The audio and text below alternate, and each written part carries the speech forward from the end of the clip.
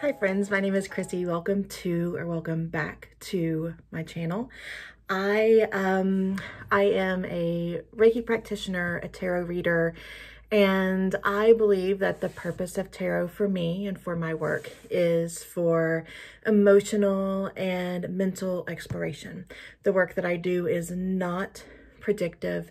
The work that I do is not divinatory. The work that I do, the work that I lead you through is for self-expression, self-exploration, and to kind of turn our perception on its head. So this is my response to my VR. Still trying to figure out, get the lingo down. VR to Katey Flowers only 10 decks hashtag. I honestly thought this would be like super easy. Also, I have coffee because coffee is important. I thought this would be super easy, but that's when I was just thinking tarot. When I threw Oracle into this mix, oh, by the way, the light on my blinds it is what it is. When I threw Oracle into this mix, it totally threw things on its head. I've been watching a lot of these, and I haven't seen a lot of collections that look like mine. So I'm excited to share these with you. These are in no particular order. I'm gonna grab as I go. So the first deck I want to talk about, I have 3 Oracle. Let me make sure I have 10. 1, 2, 3, 4, 5, 6, 7, 8, 9, 10, 11. Really? 1, 2, 3, 4, 5, 6, 7, 8, 9, 10. We're going to make a last minute decision. Okay, the first deck I want to talk about is the Amethyst Oracle. This is from Jessica Bott. This is one of my biggest prized possessions, but also represents one of my biggest regrets. I had just gotten into tarot when she stopped publishing the Idiosyncratic deck. So if anyone out there has or happens upon the tarot deck that matches this Oracle, the Idiosyncratic deck, please, please, please think of me. I know she's doing a rework and a reprint, but it's just not, it's just not the same. This was the first deck of any sort that I bonded with. When I got this deck, I already had the Fountain Tarot. I had a Rider-Waite. Nothing was just really syncing with me until I started playing with this deck. And this deck, it's just stunning. It's so simple. It gives so much room for, it doesn't come with a guidebook, so it gives so much room for your own interpretation. And I think why I bonded with this deck so much is because it truly depended on my intuition to read with it. And it's a phenomenal reader. It's great to read with completely on its own. It's great to use. I love how the Silence card can be read that way with like the mountain and the northern lights, or this way and looking like a field and ominous clouds dripping. There's just, I adore this deck. And I would give a lot of things to have the Idiosyncratic deck. Sorry, I got a spam call. I hope I didn't break up too much. The next deck I'm going to talk about, this is already going to be hard. And I'm really annoyed at myself because as I watched the videos and there was so much hemming and hawing with like the final selection, I'm like, I'm not going to be that person. Like, I'm going to go in, have my 10, but obviously I'm not because I can't count. So let's look at the next deck that I would take with me if I could only have 10 decks, and that would be the Fountain Tarot. This deck is the deck that I learned to read with. This was the second deck that I had. The first deck was a traditional Rider-Waite Smith that I did not bond with at all, like 0. Something shifted by my foot. That was weird. Anyway, This was the first deck that made sense to me. I love the Three of Coins because my friend Perk says it reminds her of Job from Arrested Development. So, gob. So I always, this card always makes me giggle. My very favorite card of any card in any deck is in the Fountain Tarot. I'll show you when we get there. I love this expression of temperance. This balancing act that looks completely unnatural, but the figure is doing it with ease.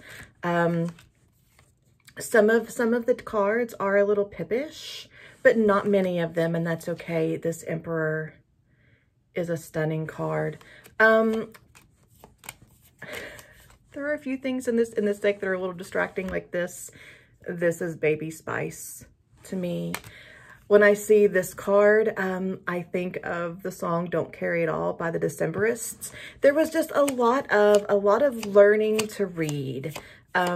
This deck speaks joy of my process, of my learning. Oh, this is my favorite card in any deck. This Six of Swords has my heart. I love this card. So yes, the Fountain Tarot, for the role that it played in my tarot process and for the nostalgia of it is why the Fountain Tarot is in with my Amethyst Oracle. It's probably the beginning, representing the beginning of my tarot and my card journey. Next, let's talk about, okay. I don't know that I see this deck much of anywhere.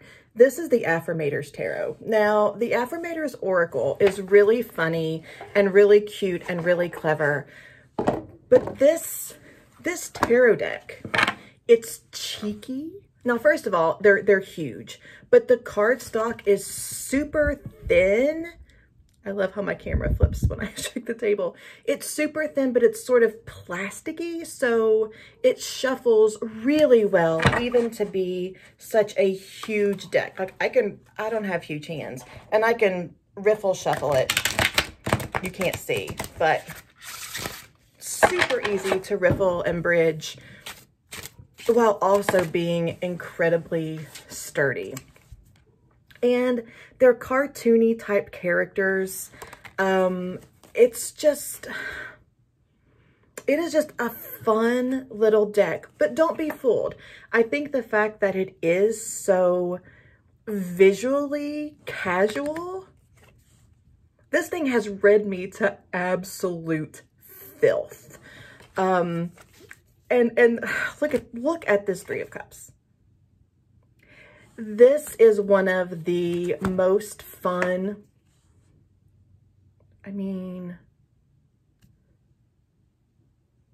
Karate Raccoon on the Eight of Pentacles. This deck is light and cute and not at all assuming, but it's got teeth. This is one of my favorite decks. It's beautiful, laid out in a spread. I love the Affirmators Tarot. And I think I'm going to make another video of guidebooks that I love. And the guidebook with this deck is hilarious. It's cheeky. This is like top 3 guidebook. After another deck that isn't even on this list, but we'll talk about that in another video. So we've talked 3 so far. We have 7 left.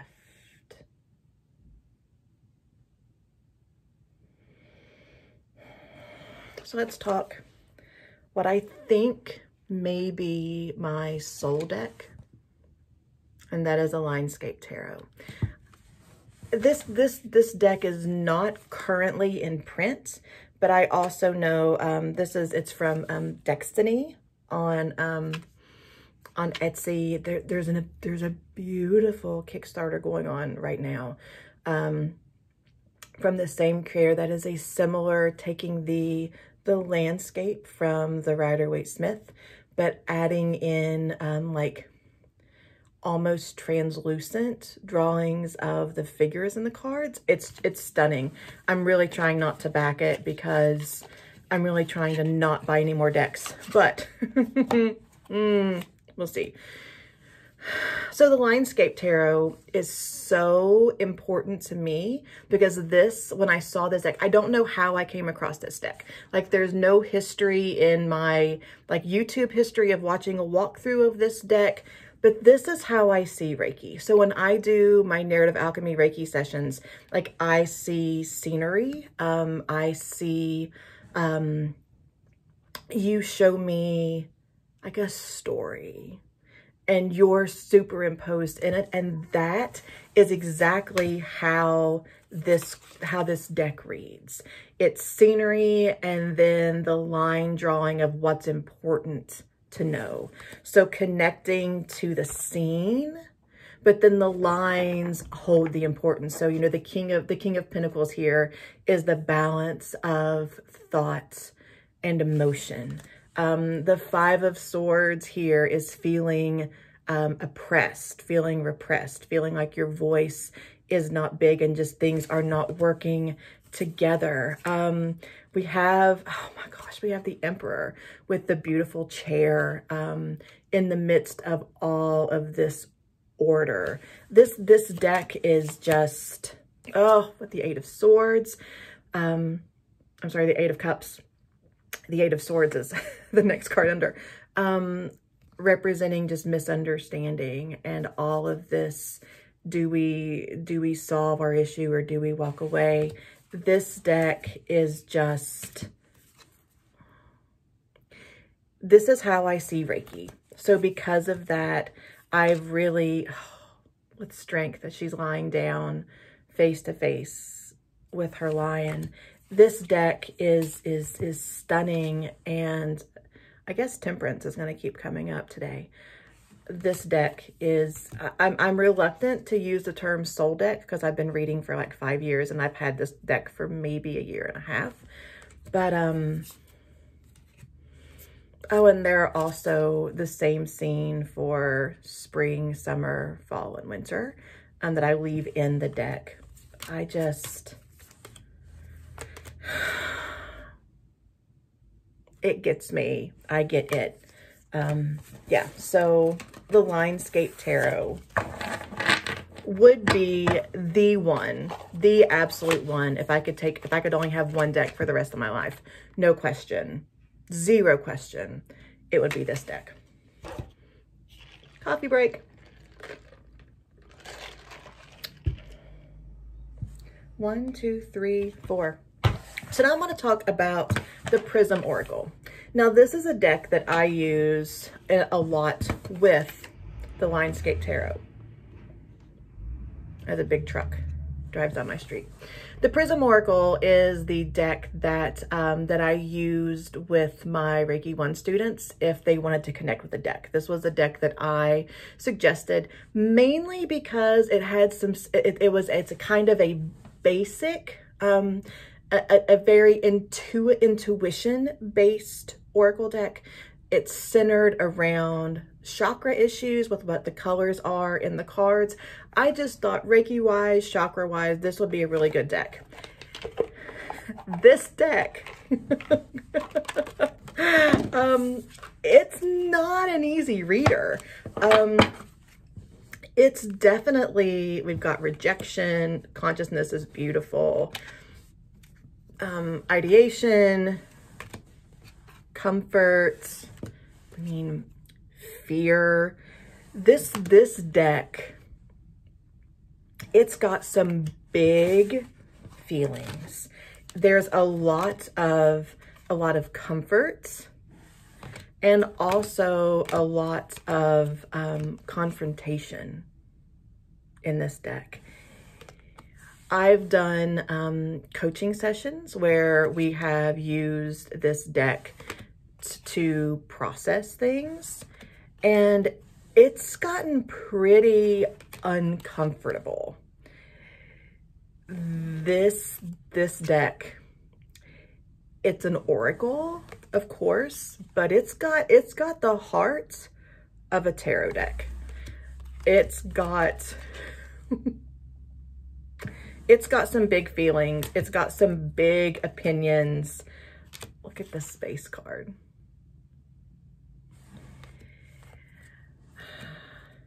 I think if I could pick two decks, and only two, it would be the Linescape and this one, to use them together. The box is kind of a pain if it's closed in on itself like this way. If you put the box in the lid with the mouth open, you have to undo that to get it apart. I don't understand why that seems like such a big deal to me, but design wise, it annoys me.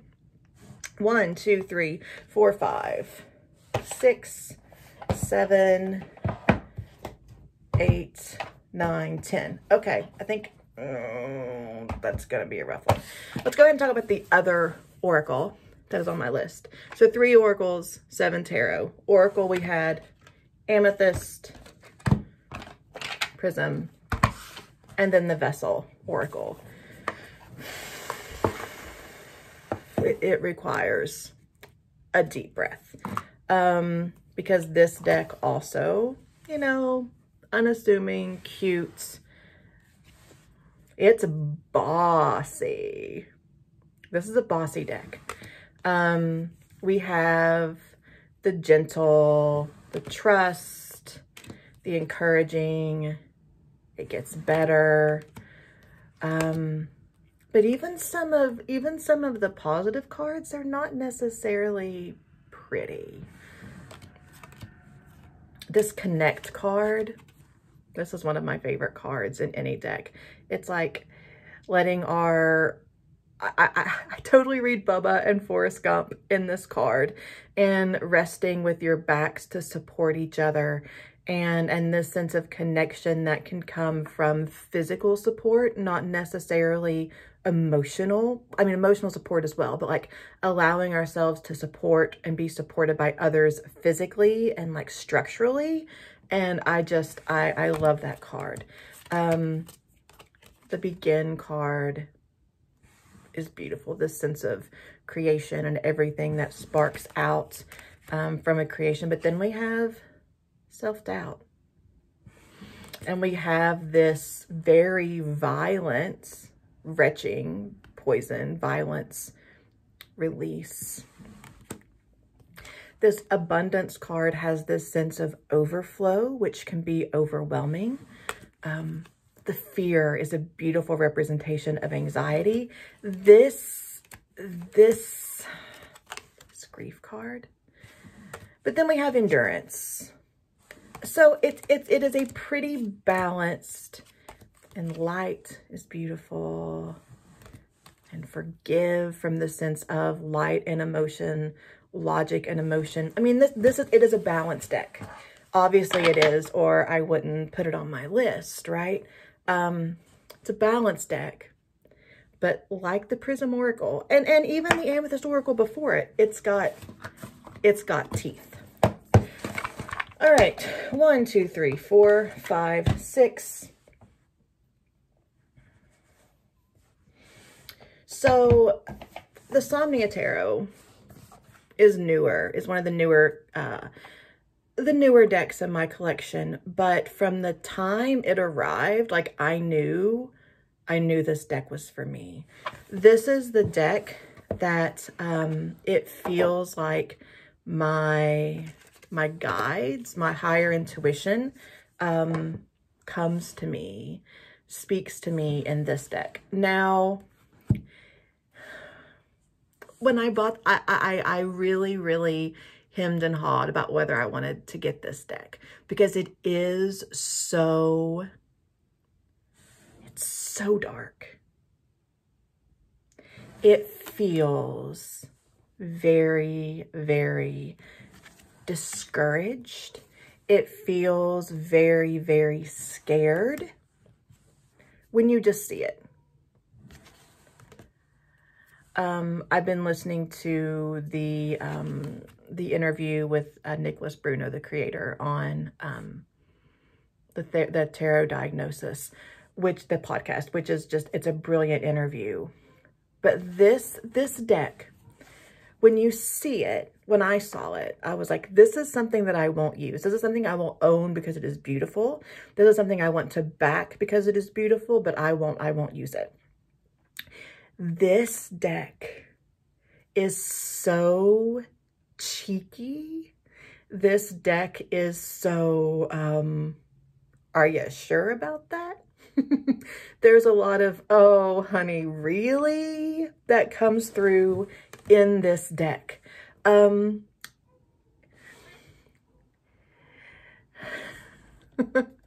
Because I am so, because I'm Grey's Anatomy at heart. This deck it looks so Christina Yang, but it reads so Izzy Stevens. And I don't know how else to explain it. It's phenomenal. There are a few decks in particular, or a few cards in particular that I love the representation of. When I love the Tower, and this, and what I see is, yes, carrying the house on your back, the burning, being underneath the burning of this structure. But I'm struck by, if the figure just rolled over, right? How sometimes when we fight destruction, we make it take longer, right? It takes longer. That I didn't phrase it. Let's try it again. Sometimes when we fight the destruction of something, it extends the amount of time that we're uncomfortable or that we're in pain. That there are shifts that we can make to make the Tower moment not any less big or less extreme, but to speed things up a little bit. And I see if this figure rolled over, the house would crash into the surf and be overtaken by the waves, but they wouldn't have to hold it as it burned. So I love how this card has made me think about how can I be more present, more proactive in those moments of the Tower, so that I'm not smothered by them. I don't want to do a deck tour here, so I'm going to talk about one more card. I also fully love the Emperor card in this deck. The way that we have the image of the Emperor holding the anvil over their head, and this sense of like, yes, everything is in order, everything is structured, but what's the cost that we're paying in how pressured that is, right? So the pressure that we're holding because we can't let anything flow. I never really thought about the shadow side of the Emperor other than like being rigid. I never thought of the pressure expectation on the shadow side of the Emperor. And this deck taught me how my heart understands the Emperor. I've never really bonded with the Emperor before. And thank you, Nicholas Bruno, for giving me that. 1, 2, 3, 4, 5, 6, 7, 8. So this is the Prisma Visions Tarot. This was another deck very similar to the Insomnia Tarot that I thought I would have because it was beautiful, but I really didn't think I would use it. This deck is visually stunning. If you if you can kind of see it here, if you lay the suits out in order, there is a story that's played out in each suit. This deck is not shuffled from a reading that I did last night. So, friend, I'm just going to share your cards because they're beautiful. The High Priestess is such a beautiful connection to emotion. The 7 of Wands and this understanding that we can't miss what is meant for us. And like the next step, we'll either land it or we'll fall in the water and we'll figure it out. This is so like Wipeout to me. I see like the big red balls in this card. The Five of Cups is taking on this vision of empty, of again, kind of like the Tower in the Insomnia Tarot, the ability that we have to be proactive in ridding ourselves of what isn't working. He's not, the figure in this card isn't mourning the cups that he's lost. He's actually pouring out the ones that no longer work.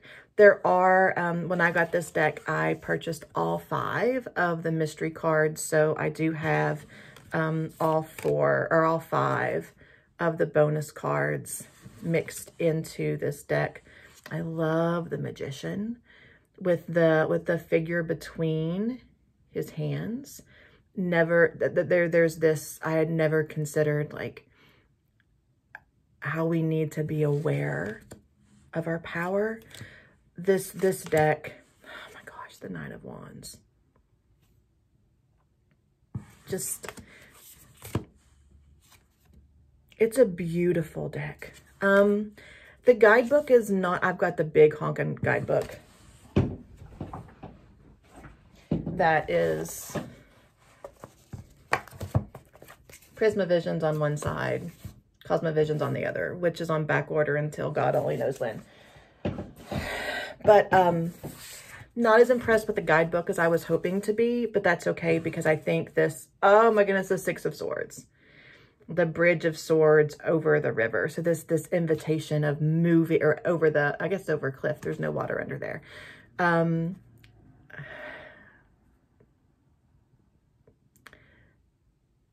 Creating a path with the swords. This is a beautiful deck. As I was saying, I'm not a big fan of the book, but I think that's okay because I think this is a very strong intuitive read. So deck number 7 in my only keep 10 is the Prisma Visions Tarot. I've got 3 and I have to choose 2. And I'm really trying to choose based on what my heart says, not what I want to show you. So I'm trying really hard to focus on my heart, not what's going to look better or what no one else has talked about. Okay. The Tarot of the Mystical Moments. I was super disappointed when I got this deck. I have the Oracle deck, which I love. The Oracle deck is a better size. It's more matte. These cards are huge. They're glossy. The back isn't great. They're a different size in the Oracle. I was kind of grumpy about it. I was really grumpy about it. The box actually just sat here in like the cubby of my desk for a while. And then when I started doing some past life work, this deck said, use me. And I said, okay. The symbolism in this deck. And I also love that I'm doing this at a time of day where the light is not reflecting rudely and you're able to see these cards. The symbolism, the Wheel of Fortune, all of the gears that are moving inside of her to keep things moving forward. I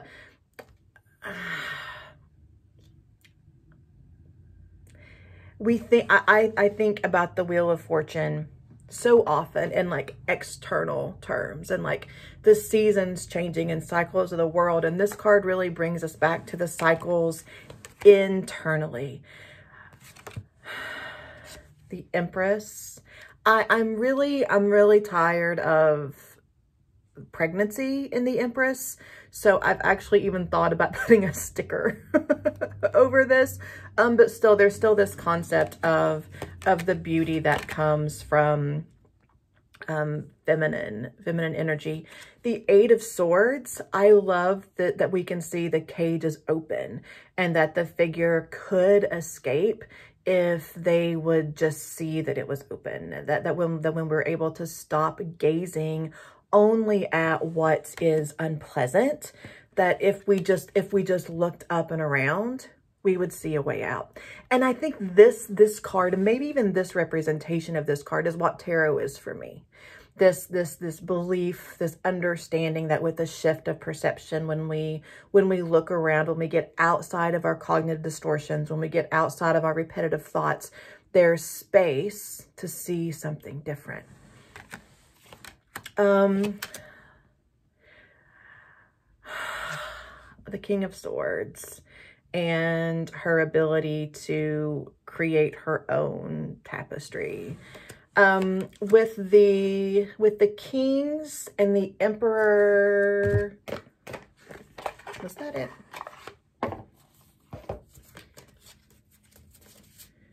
Yes, with the Kings and the Emperor. Oh, my Sincerely the Tarot card for the month was in this box.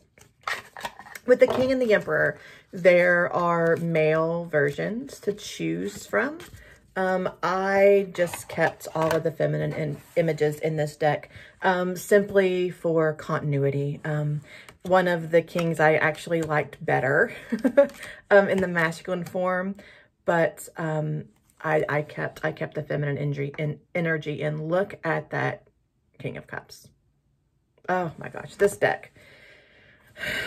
And then the Nine of Wands, you see her with the swords removed and stitched up. This deck, my friends.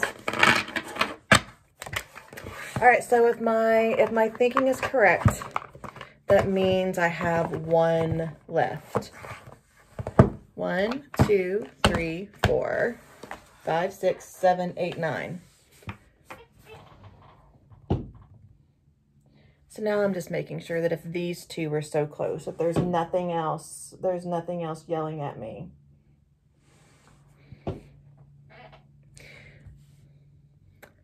I'm going to pull an audible. I'm going to push aside the two tarot that I couldn't decide between. I'm going to go with the Soul Space Oracle. There is a previous video on my channel of two, maybe three cards that I removed from this deck because they didn't feel right to me. Either they felt outside of my cultural experience, or I could just never remember what they meant and they would distract me. But this card by Jen Berlingo, this deck by Jen Berlingo is, it's just stunning. It's a very easy to read. I really get, I love when I read for people that I sort of know with this deck, because I get so much information. Like, I love knowing what your history is and where you are, you know, currently in the realm of work or family, and how playful or how trust or how patience, which to me looks like a champagne glass, and being patient with the celebrations that are coming that aren't here yet. I love this deck in the framework of a relationship with a client, or like with all of myself. I like to go to this deck with no question. When I go to this deck, it is just, give me something to think about. Give me something to focus on today. I don't bring specific questions to this deck. This is a place to start a conversation when I don't know what the conversation is. It's stunning. Oh, one more, and then we'll go. So, because I am a rule follower, I am not going to show you the two decks that almost made it, because we're not doing honorable mentions here, right, Katie? We're just doing the 10. So we'll review these again. Oracle. You have the Soul Space Oracle, the Amethyst Oracle, the Prism Oracle, and the Vessel Oracle. 1, 2, 3, 4. For tarot, we should have 6, which we do. We have the Tarot for the Mystical Moments. Tarot of, I always say 4. Tarot of Mystical Moments. The Prisma Visions Tarot. the Insomnia Tarot, the Fountain Tarot, Affirmators Tarot, and my soul deck, the Linescape Tarot. If you've recorded one of these yourself, leave the link below. I would love to watch it. Let me know if you'd like to see a video about guidebooks like the guidebooks, the books that I would take with me if I had limited space to do so. If there's anything you'd like to see from me, let me know. I'm going to be opening readings. My scheduling link will go live on Friday, on Black Friday. We'll see how that shapes out to see how often I open them, blah, blah, blah, blah, blah. This is like the initial opening of my availability to read for others, and I am totally psyched. So have a great day. Enjoy your cards. Don't be afraid of them. Let them be trusted friends and advisors. And I will see you very soon. Bye.